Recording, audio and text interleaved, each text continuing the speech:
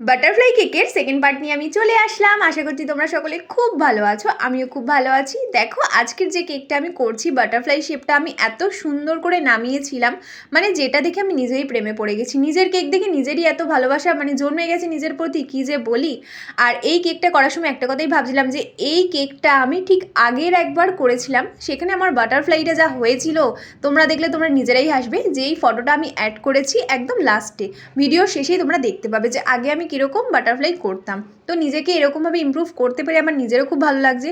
আর নিজের কাজের উপর নিজের আমার আলাদাই একটা ভালোবাসা। তোমরা যখন বলো দিদি এই জায়গাটা এরকম হবে, ওই জায়গাটা ওরকম হবে, আমি ঠিক তখনই না ভুলটা দেখতে পাই, আর পরক্ষণে সেই ভুলটা আমি আর করি না সেই কেকের মাধ্যমে। তো নিজেকে সবসময়ের জন্য আমি ইমপ্রুভ করার চেষ্টা করি। আর আমার মনে হয় তোমাদের যদি আমার কাজটা ভালো লেগে থাকে সেটাও জানিও, যদি বাজে লাগে সেটাও জানিও। তো এই কেকটা কেমন লাগলো ঝটপট জানিয়ে দাও, ভালো লাগলে লাইক কমেন্ট করে জলদি জলদি সাবস্ক্রাইব করে দাও। চলো আজকের মতো টাটা।